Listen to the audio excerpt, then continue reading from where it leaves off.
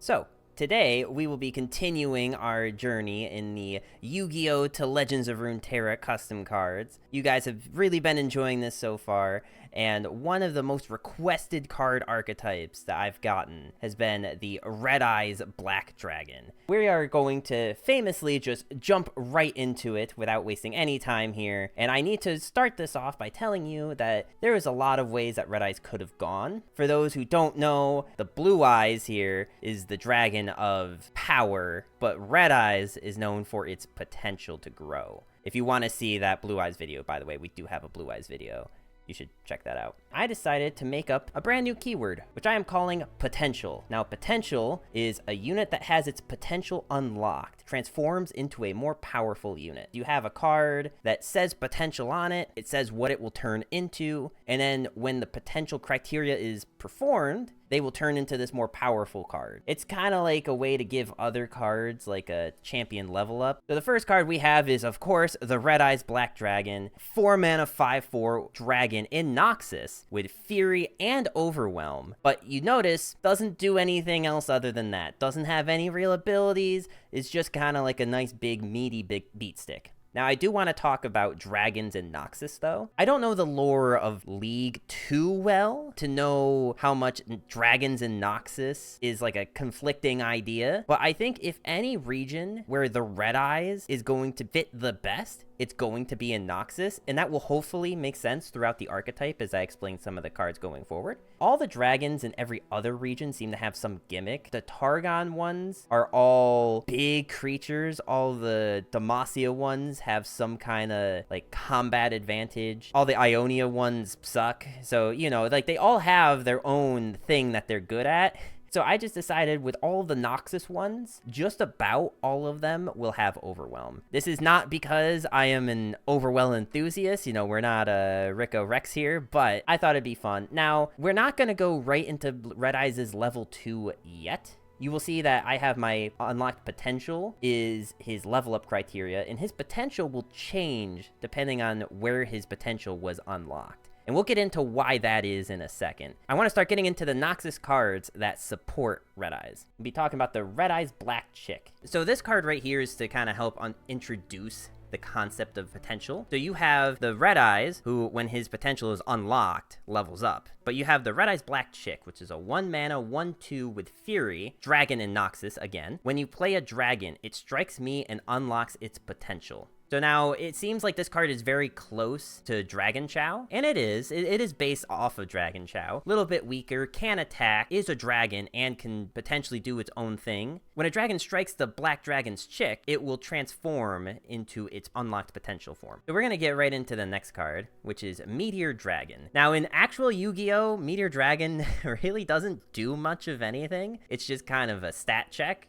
But in here, we have it as a 3 mana 2/2 Noxus card with Fury, of course. And its potential is to transform me into the Meteor Dragon Red Eyes Impact. You can already tell that I'm going to have to play a little bit with the names here because they're going to get long.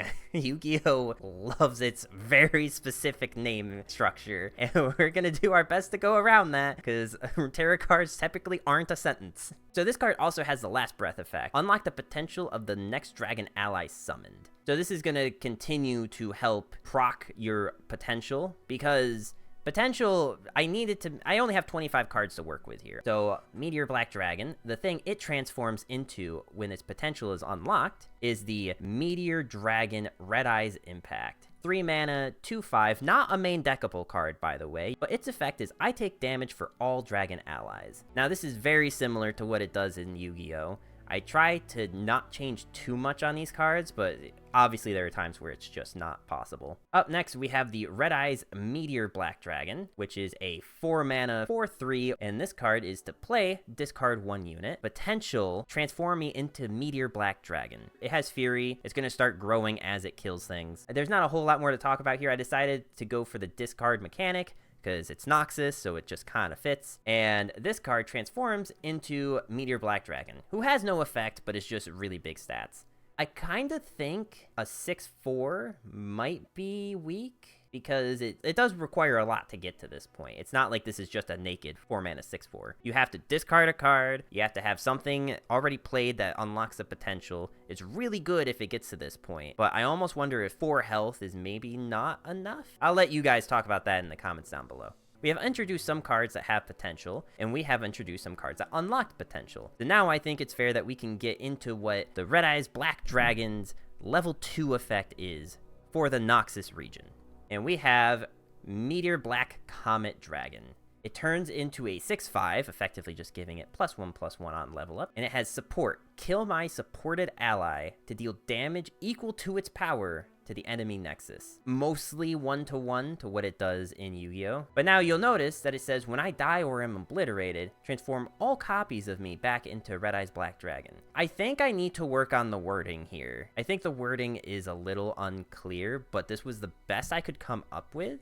If you guys have suggestions on how to fix this, please let me know in the comments, but I want to tell you what is meant, what the implication here is. Let's say that you have Red Eyes Black Dragon on the board, and then you get another card that unlocks its potential. It's going to turn into Meteor Black Comet Dragon. Now, when that dies, or is obliterated, the next time that you were to play Red Eyes Black Dragon, it will just be a normal Red Eyes Black Dragon again. So it kind of de-levels when you have to resummon it. What I don't want to happen is if you have 2 Red Eyes that are leveled, like let's say that you Dawn in Dusk with a Meteor Black Comet Dragon, it's not intended that if the first one dies, that the other 2 transform back into Red Eyes. I don't know if that is maybe these cards are so strong that that's how it needs to be, or maybe there's a better way to phrase it so that that's not what happens. Maybe like you can include something about like all that are not in play or all that I don't see or something like that, but I'm open to suggestions on that. Now, the reason that I have this stipulation on this card is because, like we had mentioned, the Red Eyes is known for its potential. And if you've ever played any amount of Yu-Gi-Oh!, you will know that there are no shortage of Red Eyes fusion monsters. I don't think I could list all of them, but there are a ton. I had a piece of paper. I had a piece of paper that was just like a full 8.5 by 11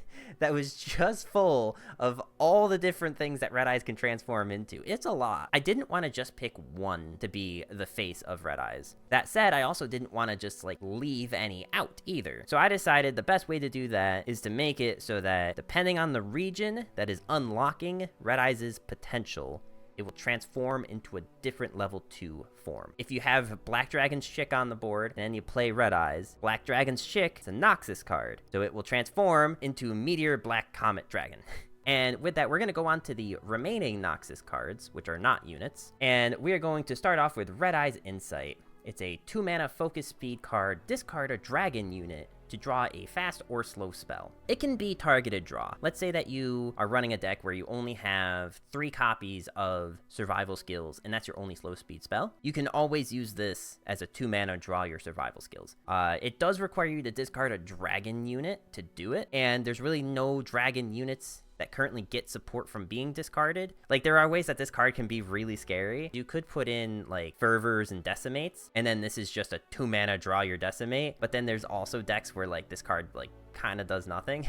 But anyway, we will move right along to the Red Eyes Burn. Now, it's a 4-mana fast speed spell. If a dragon ally died this round, deal its power to all Nexuses. Let's say that you have Red Eyes Black Dragon level 1 dies this round. He has 5 power. You use this card at fast speed, and it will deal 5 to both Nexuses, so to you and your opponent. So these cards are all going to be some kind of like burn, aggro, smork kind of concept. The thing is, I tried to limit them so they wouldn't be super useful in like discard aggro or spiders on their own. Maybe like some kind of dragon aggro deck can spawn from all of this. That would be like the big thing. I would love that, like a low curve aggro dragon deck. I don't have a whole lot more to comment on this.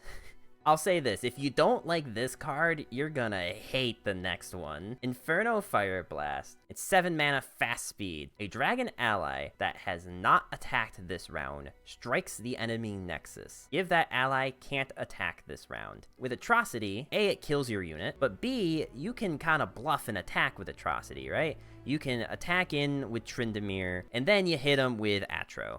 and Atro just avoids the unit interaction entirely. It's a really good combat trick. You can't do that with Inferno Fire Blast. It has to be something that has not attacked. And also, when you use this, that thing cannot attack any longer. I tried to make it so you couldn't double dip on this card, but I still think that it being fast speed was needed because there are, let's say that they go to use Vengeance on one of your cards, you can still utilize this to get some damage out of it. And it also still only works on a dragon. So it's not like you can just run this in any aggro deck. The next card, I'm just going to preface, maybe a little controversial, because let me explain. I made these cards roughly a month prior to Aatrox being revealed. I wasn't aware of how strong the equipment archetype was going to become. The Red Eyes Fang with Chain is evidence of that. I would love your help on how to change this card, because right now I have it as a 3-mana +1/+1 equipment card in Noxus. When the unit I'm equipped to dies, grow my stats equal to theirs. I unlock the potential of the unit I'm equipped to. Now, there are counterplays to this. Obliterate the card,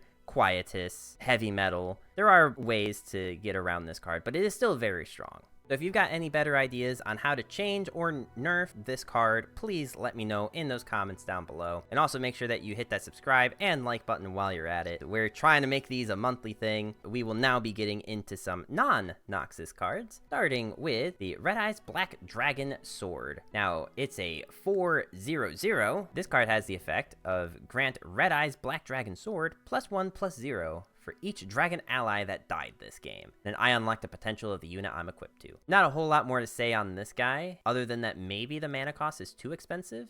Going into the late game, this card does become pretty strong, depending on how many dragons you got into the graveyard. We will go to our next Demacia card, which is Gearfried the Iron Knight. 4 mana, 4/4, I cannot be given negative keywords. And then potential, transform me into Gearfried the Red Eyes Knight. Now, there's a lot of different Gearfrieds. I don't think I'm going to be making a Gearfried archetype. I don't think there's a whole lot of substance there. And if I did, they're probably more just going to become more Red Eyes support. In Yu-Gi-Oh, he just can't be equipped by equip cards. I don't know. In this game, you can't really attach to an enemy unit. So it didn't seem like there was any good reason to give him that effect. And we're going to move completely on to what Gearfried the Iron Knight transforms into. Is Gearfried the Red Eyes Knight. Once again, 4 mana, 4/4, no stat buffs, because I think he's pretty powerful on his own. I cannot be given negative keywords. And then round start, remove my equipment to summon a 4 or lower cost dragon from your deck and unlock its potential. So I made it 4 or lower cost so that it could include Red Eyes, because it'd be pretty awful if you just could never give Red Eyes his Demacia form. So I think it's a pretty good engine. He needs to have equipment on him. And then by remove, I don't mean destroy. By remove, I mean bounce it back to your hand. But so now to close out the Demacia cards, we've got Red Eyes Slash Dragon, which is the level 2 form of Red Eyes Black Dragon when you unlock his potential with a Demacia card. He has auto-equip Claws of the Red Eyes. If a spell or skill would kill me, destroy my equipment to stop it. This is a very specific effect. Claws of the Red Eyes is not an actual Yu-Gi-Oh card, as we'll get into in a second here, where he is basically invulnerable so long as you can equip cards to him. But so to give you a taste of the custom card, which is a true custom card, I actually came up with this one all on my own. There's no precedent for this whatsoever. Claws of the Red Eyes. It's a 3 mana, 2 power. The first time I'm destroyed, create a fleeting copy of me in hand. So this is just supposed to be a way to give Red Eyes some staying power. He can still die from being challenged or having vulnerable or something like that. With that being said, though, we do now have more regions to go over. So our next card here, Paladin of the Cursed Dragon, a 3 mana, 3/3 Dragon Shadow Isles card. Also has Fury, and just like every other Shadow Isles dragon that exists in the game, to play me, I strike an ally or deal 3 to your Nexus. Just something that all the other Shadow Isle dragons have, and I figured that I needed to keep up with that tradition, and I also gave it the effect of, when I'm summoned, unlock the potential of the strongest dragon ally. Now, I imagine if something has already has its potential unlocked, it cannot eat effects like this because potential doesn't do anything else. I needed Shadow Isles cards that could unlock potential, and Paladin of the Cursed Dragon seemed like the perfect fit. And I just thought, like, there was really never a chance when I was going to put this card in anywhere else. And so I figured making it a Red Eye support card would be perfect. But the other Shadow Isle card that we have is Red Eye Spirit. A 4-mana Noxus card, revive the strongest dragon champion that died this game and unlock its potential. This card could be very strong in something like Thresh Aesol. Shadow Isle is like the bring back the dead kind of region. I just figured that this would be a good place to put this card. This is effectively what it does in Yu-Gi-Oh! But I didn't want a bunch of cards eating Red Eyes' buff, which is why I limited it to champions. Coming up next, we have, of course, the Red Eyes Black Dragon in Shadow Isles. Red Eyes Zombie Dragon. Round start, revive an ephemeral copy of the strongest dead allied dragon follower. So kind of like a more specific Callista. Maybe a bit stronger, maybe a bit weaker, because those cards aren't taking the damage from Red Eyes. It also is only bringing back followers, so you can't bring back Aesol with this, but if you had Eclipse Dragon, it could bring back that. I think that cards like this would definitely put Shadow Isles dragons on the map. But so now the last region is going to be Shurima. And the first Shurima card that we have here is Dark Dragon Ritual. I introduced in my Dark Magician video, which you can check out right there, by the way, the concept of ritual cards in LOR. I think that they're going to have to be on a case-by-case basis on whether or not they add it to your hand or just immediately summon the unit. But it's going to be the same concept of kill or discard an ally that costs 4+ to summon a Paladin of Dark Dragon.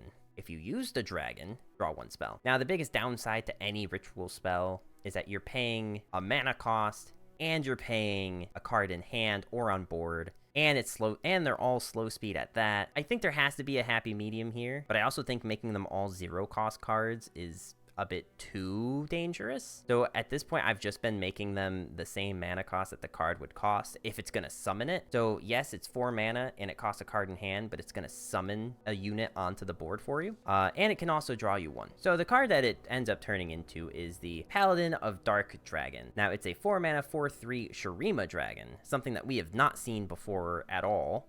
I kind of had to take some liberties with adding dragons where they didn't really belong. When I'm summoned and round start, unlock the potential of the next ally summoned. So this is just meant to be a good, consistent engine for unlocking potential of cards. But the next Shurima card that we've got is Red Eyes Transmigration. 3 mana slow speed spell. Unlock the potential of all ally units and the next ally you summon. This is just meant to be a good way to unlock potential in Shurima, so it's just meant to be a big, widespread, do all of your potential right now, and then also the next thing you summon. Which was hopefully a quick enough explanation so we can get into the final card in this set, the Lord of the Red. It is a Shurima champ. With round start, I strike the strongest enemy unit. So it only has 6 power right now. Shurima does have ways to make this bigger. Noxus has ways to make this bigger. And he also has Fury. So he can eventually just become a monstrosity. Just first turn, always striking something. But to kind of combat that, the potential cards that Shurima offers are a bit weaker than the ones in Demacia and Shadow Isle, in my opinion. Or at the very least, they're slower and harder to achieve. But the payoff should be a little bit better for that, which is why we've got Lord of Red. But so anyway, that comes to the conclusion of our Red Eyes set. If you have any suggestions on what Red Eyes forms could go into other regions, like maybe the Black Skull Dragon could go into Targon or something, let me know your thoughts and like what you would change about this set. If you want to see a follow-up to Red Eyes, feel free to let me know in those comments down below. While you're at it, you might as well hit that like button, subscribe, and if you want to be a part of this conversation live, you can always go and follow me over at twitch.tv/x795. And one thing I also want to mention just real quick before I let you go is that I do put all of these in an Imgur link, which is in the description down below. If you want to see our other videos that we did, you can check those out right on the screen. So that was the Red Eyes Black Dragon in LOR set. I hope that you all enjoyed it. I'm Numbers. Thank you so much for your time, and I will see you guys in the next video. Have a good one.